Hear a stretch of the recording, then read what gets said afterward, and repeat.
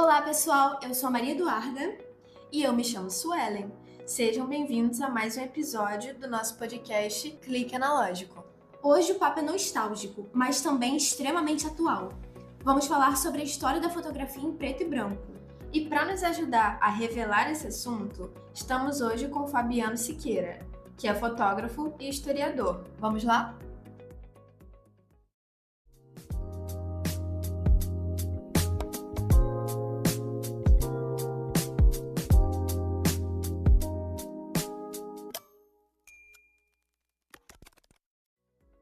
Olá, gente, tudo bem? Meu nome é Fabiano Siqueira, eu sou fotógrafo, historiador, iluminador, diretor de fotografia também e já com 30 anos de experiência na área. A palavra fotografia, fotosgraphen, né? A tradução literal significa escrever com a luz. Alguns autores gostam de desenhar com a luz, pintar com a luz, mas eu acho esse termo muito mais adequado, escrever com a luz. Falando de aprender a escrever com a luz, vamos começar do começo. Hoje a gente aperta um botão na tela do celular e a foto já está pronta. Mas lá atrás, no século XIX, isso era muito diferente. Era igual feitiçaria, né? Então, a fotografia nasceu, na Europa em 1839, através de diversos, fotógrafos, que fizeram um experimento com sais de prata e assim conseguiram colocar essa imagem em algum suporte.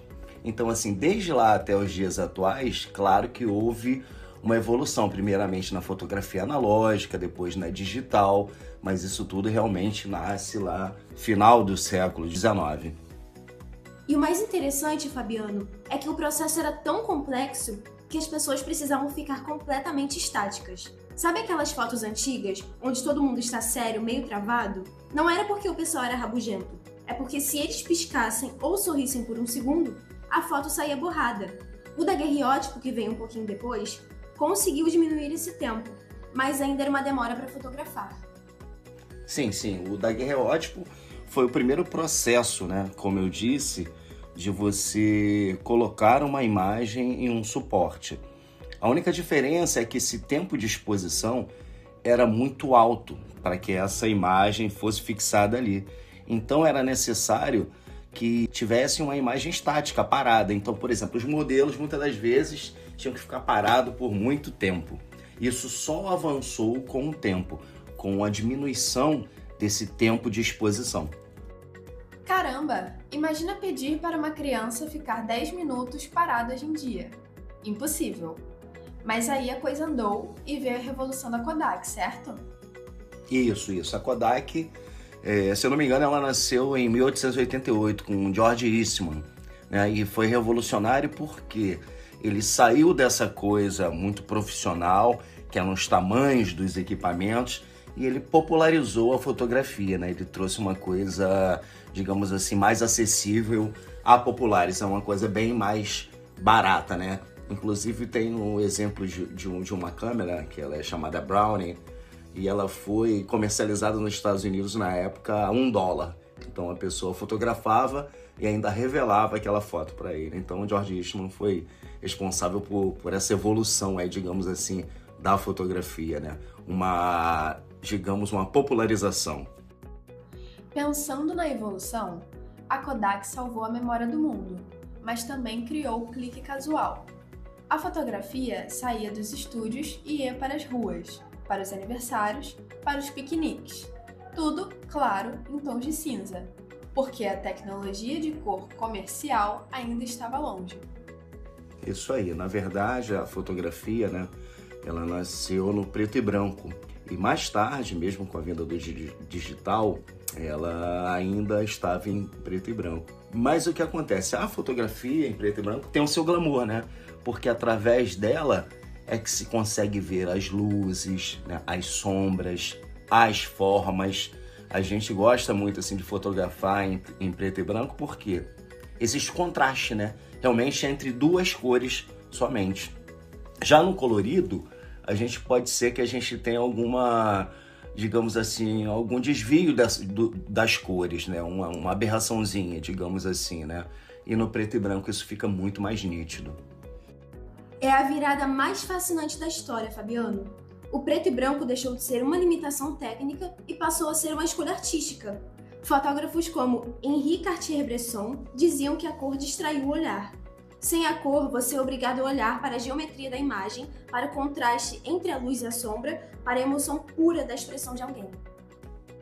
Isso, a gente costuma dizer assim, que no colorido, né, você tem as imagens um pouco mais chapadas, e no preto e branco você consegue distinguir um pouco mais essa coisa da profundidade de campo. Então numa paisagem você tem os objetos um pouco mais distanciados um do outro, e isso foi muito legal. Isso é muito verdade. Parece que o preto e branco jogam um filtro de dignidade e mistério na cena. Fabiano, você que estuda e admira essa evolução da fotografia preto e branco até hoje, em pleno 2026, o que você acha que torna essa estética tão poderosa quando olhamos para trás? Isso tudo ainda mexe muito com o fotógrafo, principalmente o fotógrafo de arte, né, que está relacionado ao artístico. Ele no preto e branco, como eu disse, consegue ver mais contraste, consegue ver mais formas, e isso ainda acaba fascinando, né?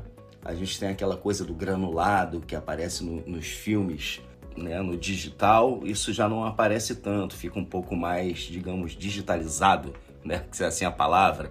Os pixels ficam distantes. Já no granulado, isso é muito mais bonito no preto e branco. E no digital também, né? Hoje a gente vê todo mundo usando filtros preto e branco no Instagram ou usando os modos monocromáticos de celulares. O preto e branco resistiu a todas as evoluções tecnológicas porque ele mexe com o nosso cérebro de um jeito diferente. Ele tira a foto do mundo real e joga ela num campo mais poético, mais focado na essência. Sensacional, gente! Bom, nosso tempo de exposição por hoje está acabando. A história da fotografia em preto e branco nos mostra que, às vezes, subtraindo elementos, como a própria cor, a gente consegue somar muito mais significado e emoção a um momento. Fabiano, muito obrigada pela conversa. Valeu, gente. Muito obrigado por me ter aqui nesse espaço. Fiquem à vontade para que eu possa poder estar retornando e falando um pouco mais da fotografia, né? E foi um prazer muito grande passar esse tempo aqui com vocês. Beijos! Esse foi o Clique Analógico de hoje. Obrigada por nos ouvir. Até o próximo clique!